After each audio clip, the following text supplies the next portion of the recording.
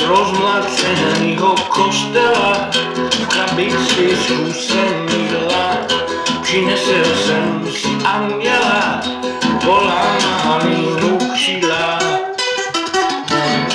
Díval se na mě oddaně, jen jsem trochu tremul, tak tistil jsem mu do dlaně lavičku od parfému. Proto prosím, věř mi, chtěl jsem ho žádat, aby mezi dveřmi pomohl hádat, co on čeká.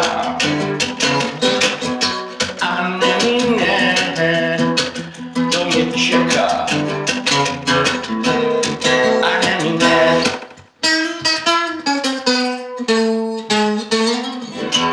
Pak vydali jsme oblohu, pozoruj se taky, debatuj se o Bohu a hranej na vojaky.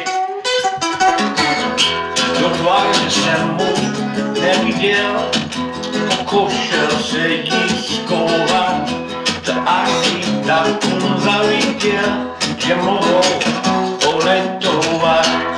Proto prosím, věř mi, chtěl jsem ho žádat, aby mi mezi dveřmi pomohl hádat, co mi čeká.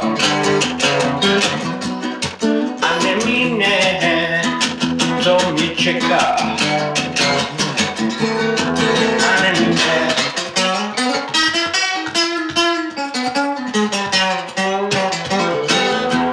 Když novenky mi stěroval u okna do ložnice, jak přidle jsem mu uchoval z posádky na bojnice, tak jsem pozbil anděla, on oknem uletěl mi, však přítel klidně udělal nový chod s mojí helmy. A proto prosím, věř mi, chtěl jsem ho žádat, aby mi mezi dveřmi pomohl hádat, co mě čeká. A nemine, co mě čeká.